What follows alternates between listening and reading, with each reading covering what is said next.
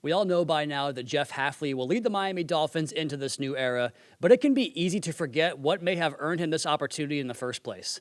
At the end of the day, Hafley is a guy who loves coaching football, and he has become an elite schemer of defense no matter the situation or personnel. And for Dolphins fans, some concepts you're going to have to get to know on this Dolphins defense. Number one, a deep disguise rotation menu on the back end. This defensive backfield wants to show one thing and rotate to something else. Number two, that requires a lot of connectivity. Smart players in the back end that can play multiple roles. And number three, and most importantly, across the entire football field, their physicality. They are always rerouting at the line of scrimmage. They want to bring the action to you and be a physical football team. Let's go to the tape here and go back to week 1 last year against the Detroit Lions and Jared Goff. And the first thing you see here is this defensive presentation. This could be man, this could be quarters, this could be several things right here, but it's not going to be what you get out of the snap because they're going to rotate into an inverted 2 look. And what inverted 2 means is you're going to wheel back these corners into deep half-field responsibilities, and your acting Tampa linebacker right here is going to be a safety who just kicks over. So this could be quarters with deep quarter coverage right here,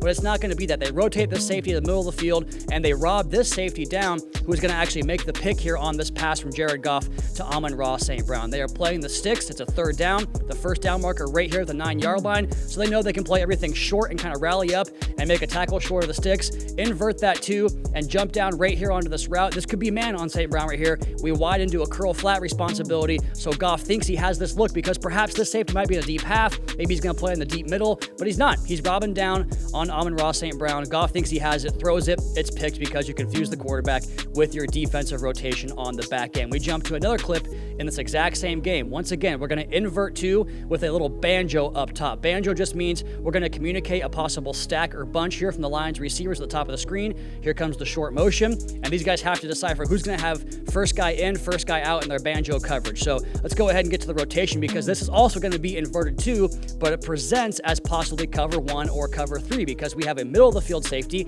It's not 2 safeties this time, 1 player in the middle of the field, and he's actually going to buzz down right here and step into the robber role, and there go your cornerbacks once again inverting into deep 2. So this cornerback deep half right there, and you're going to get another quarterback that is confused here in Jared Goff with this presentation, who holds onto the ball for too long and can't get the ball out, and you get a sack on third down. So that the Packers defense here, once again on third down, knows the sticks. They're not going to worry about a drag route that kind of comes open right here, or a little flat to the running back that comes open, because they're trying to set up a play to get the ball down the field, and you can tell by Jared Goff's drop right here. So take a snap from the shotgun. It's a 5-step drop. So he's trying to push the ball vertically to get the ball beyond the sticks right here. But the Packers defense knows that. Jeff Hafley knows that. So he dials up this inverted 2, rob this potential crosser at the sticks, leave the short routes vacant, don't cover them because we can rally and tackle, and the pass rush gets home as Jared Goff once again can't decipher this coverage. And this is one of the best quarterbacks in the league at figuring out what you're doing pre and post snap and getting the ball off. And the Packers defense, through rotation, through disguise, is confusing him and getting big production on the back end. We go to later in the year. Another NFC North opponent here in the Chicago Bears. Another third down situation. This is the wild card playoff game. Third and long. You see this, the sticks right there, the 2-yard line. Caleb Williams wants to throw this ball into the end zone, possibly to the sticks, to move the chains here, but the Packers know that, and they're going to play it accordingly. So once again, this is going to be a static quarters look. It's not always going to be about rotation, because if you rotate every single time, then you kind of lose the impact of doing that. So we're showing quarters here, deep quarter, deep quarter, deep quarter, and that's what it's going to be. What you see is what you get this time, and they're going to cut off this little flat route right here. I think what Caleb wanted was to work this 2-man side right here and possibly get a little rub route on the linebacker and free up this running back for a one-on-one chance to the end zone, but it's well coached and well covered there in the flat. Take that away, pressure moves him off the spot, and the rotation forces a check down. You're going to get a lot of check downs against this Packers defense for the Miami Dolphins now with Jeff Hafley, because it's so well coached and connected on the back end. It forces quarterbacks to take the easy throw short of the sticks a lot of the time here in this potential, in this third down situation. So they get off the field once again, and this rotation is going to be just, again, what you see is what you get. Quarters, it becomes quarters after the fact. Sometimes you show the fastball, the get me over fastball, right? 3-0 count. Just throw a fastball over the plate. He's not swinging, and we can get to that look that way. Now we're going to go back to the 2024 season. Jeff Hafley's first with the Green Bay Packers, when he installed a defense that was really, really good. Top 10 across the board in most metrics. And you're going to see a sack here of Matthew Stafford for the 2024 Rams offense. And this one's going to be a lot different in terms of the rotation. So you're going to get a middle of the field open presentation. That just means we have 2 split split safeties. The middle of the field is open. That changes the way the quarterback approaches the way he wants to attack the coverage. But you're going to get rotation where this could rotate into a robber role, and then we get maybe cover 3. It could be cover 1 playing man coverage. Again, you just don't know what you're going to get. You do get some man presentations right here. You're going to reroute and bump the slot, and this robber isn't going to wind up being just a robber. He's going to be in man coverage, but what he's going to do that I love so much is we're going to reroute the fastest player on the field. That's Tutu Atwell. He's a 4-2 receiver.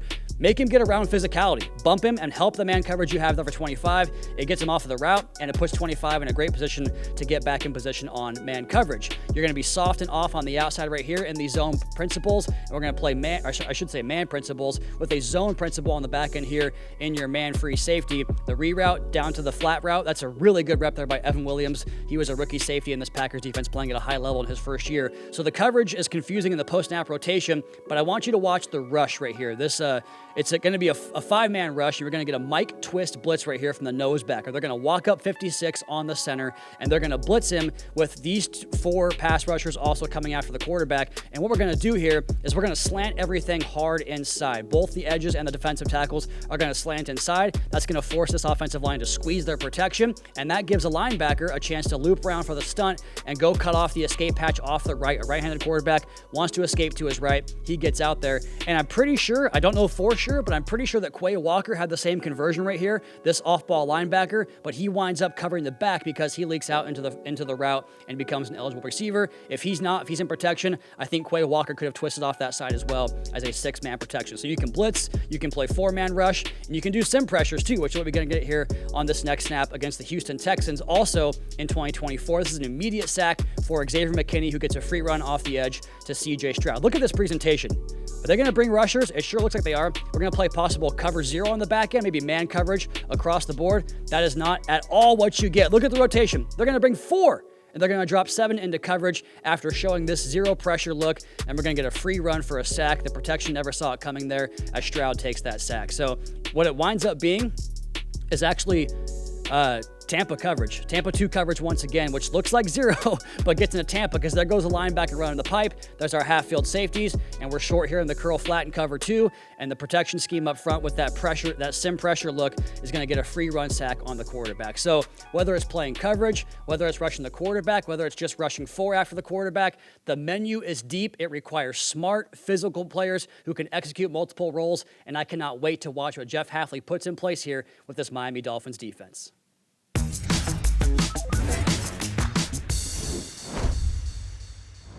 The first undertaking for Jeff Hafley in his new job was to round out a coaching staff, and it came together rather quickly. A mix of backgrounds with experienced veterans and young coaches quickly rising through the coaching ranks. Some of these coaches have experience with Coach Hafley, some are retained from the 2025 season, but the bottom line is this. These are all teachers first and foremost, starting with offensive coordinator Bobby Slowick. Slowick comes from a family of coaches. The family business is on the defensive side of the ball, but Bobby gravitated towards the offensive side until he worked with Jeff Hafley in San Francisco. Haf, Bobby, and new Titans head coach Robert Saleh spent a lot of hours in a dimly lit room cooking up game plans for some dominant Niners defenses, and it was that experience that brought the entire picture together when Slowick returned to the offensive side of the football. He was the OC and play caller in Houston for 2 years, including C.J. Stroud's 2023 Rookie of the Year campaign.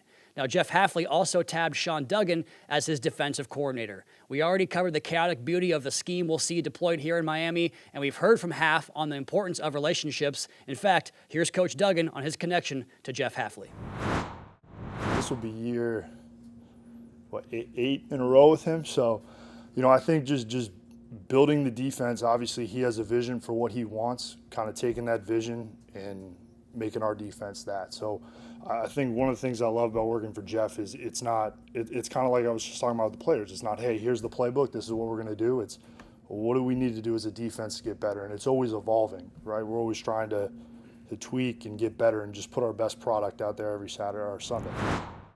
Coach Hafley hammers home the concept of doing his duties as the head coach, the CEO of the football operation, if you will, and the importance of delegating, especially with such a trusted cohort in Coach Duggan. Special teams coordinator Chris Tabor has coached 3 all-pro return men. Maybe you've heard of them: Devin Hester, Josh Cribbs, and last year Ray Davis with the Buffalo Bills. The last 3 units he oversaw all ranked top 10 in special teams EPA, the Panthers in 22 and 23, an off year in 24, and then last year with the Buffalo Bills, a year in which Buffalo went through 3 different punters and 3 different place kickers. 6 kickers. Talk about battle-tested. Miami also brought back a pair of beloved coaches from the 2025 staff in Austin Clark, who is known in league circles as one of the best developers of young talent. He returns to coach the defensive line, while Joe Barry is back as the run game coordinator on defense.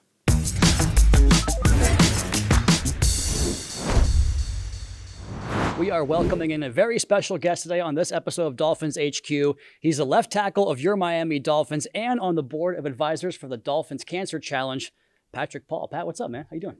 Hey, doing good. How are you? It's great to see you. How has the offseason been so far? Body feeling good? Everything feeling right? Yeah, offseason's been great. I feel amazing as we speak. Just kind of been doing different things to keep the body rolling. Yoga, Pilates, just stuff. Yeah, stuff to keep me active, loose. So yeah, is that new for you? Yoga and Pilates? No, I did it last offseason. Really, just started doing it last offseason. So this year, just carrying it over, and I think it helps a lot. So yeah, it's not just about the flexibility and stretching, right? Like it actually makes you stronger. That's what I've heard, but I'm not really sure. I think it really correlates a lot to O linemen because you're in these positions like this a lot of times. So it's all core. So really, like Pilates is all core. So you're just working the core of your body and just these slow tension movements. So I think that really correlates to O-line movement. So that's why I do it. Makes perfect sense. For a guy that got sore from playing wiffle ball all day last weekend, I could probably benefit from some Pilates and yoga. Yeah. Let's get to what we're talking about here on the show. The reason we have you on is for the DCC, and you're on the board of advisors this year. And I just want to start by getting your kind of lay of the land for the South Florida community, because you're in year 3 here with the Miami Dolphins, and this is a football-rich community, but also a really tight-knit community, and the DCC is proof of that. How has your experience been with getting to kind of integrate yourself into the South Florida community? I mean, it's been great. The South Florida community has been very welcoming to me. This is my home now. I've moved here. This is where I'm at full time and where I see myself being full time. So honestly, they welcome me with open arms. The community's so loving. There's so much to it. And I mean, it's just beautiful, truthfully. How is it? How has it differed from your expectation? Because I think, rookies get to their new team, their new city. Maybe they have an expectation going in and it's not the same as you thought it was going to be. Has it matched that? Has it been different? And in what ways, if it has been? Oh, that's a great one. Honestly, your expectations when you get drafted, I'm from Houston through and through, so I haven't seen anything else really. I went to school there, grew up there, everything. So you hear stories about Miami, all nice usually, but you don't know. You never know what it's truly going to be. And it was way better than my expectations, honestly. I mean, it's been great since I've been here, and the people and just everywhere around here is wonderful, truthfully. If you really want to kind of, get a feel for it, the DCC is a great place to do it because it's all coming together for a common cause, and it's all high spirit and really just a great time. It's become this major event and the biggest fundraiser in the National Football League. So you have more duties this year, but are you still riding in the race? Yes, I am. I'm doing the 39-mile ride this year. The Larry Sanka. Let's go. Yes. Is that what you did last year? No, I did the 13 last year. So this year I'm bumping it up. Yeah. So next year maybe the 99? I'm thinking that, honestly. I'm thinking that, yeah. Do you use the e-bike or is it all manpower? I'm manpowered. I'm using the manual bike, and I'm getting gritty. Yeah, I'm doing the whole thing. A lot of guys are going to the e-bikes though. Like my buddy, I'm not going to throw him under the bus, but I am. Do it. OJ McDuffie, former Dolphins receiver, one of my best friends. He went e-bike recently, and he's been talking about how great that's been on the knees. But he's got 10 years of playing experience on those knees. Don't blame him. Don't blame him at all. But yeah.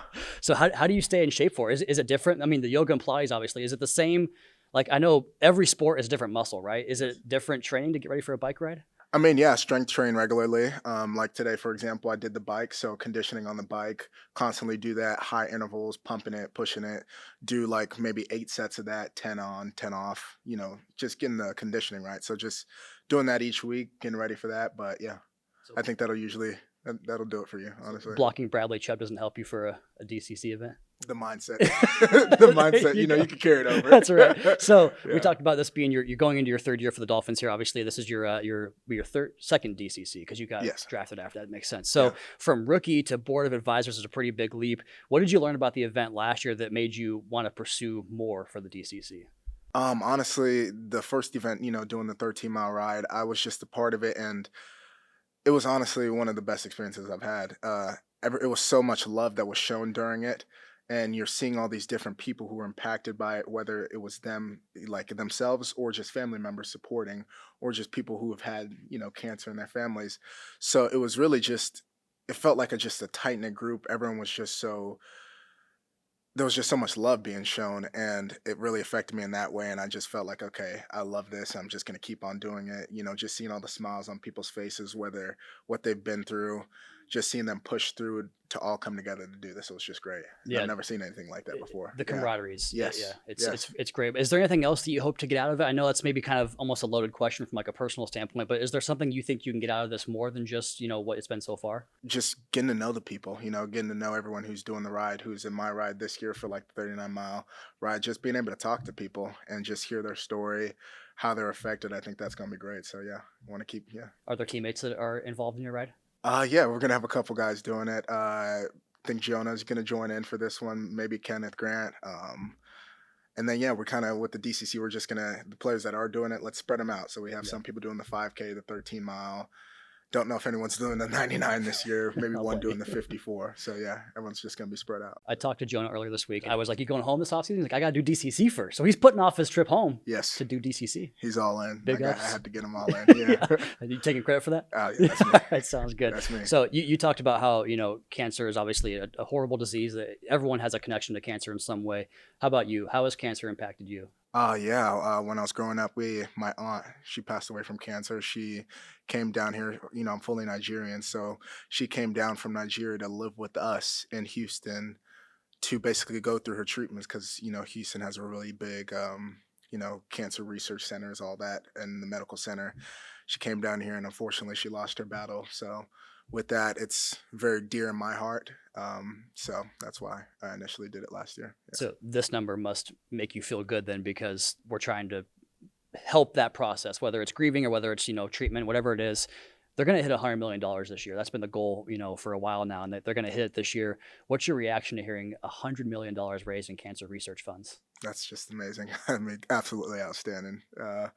Definitely got to get there, and that's insane. Honestly, that's my initial reaction. Just insane. It's the biggest in the NFL, man. It's a really big deal. How about your personal fundraising? How has that been going? And what have you done to kind of, get the folks involved and chipping in? Honestly, just raising awareness, getting out there and, making posts and whatnot.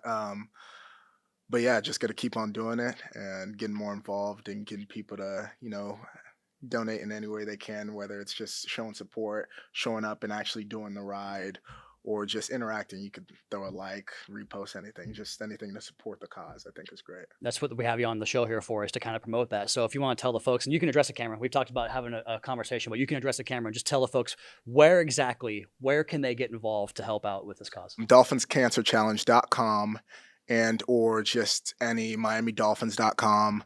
Just get involved, interact, join the ride. I think you have till February 14th to register for the ride. Anything. You could do the 5K, you could do the 13-mile ride, 39-mile, 54, or 99. All great things. Or just show up and just be a supporter, support people on their routes, anything to just support.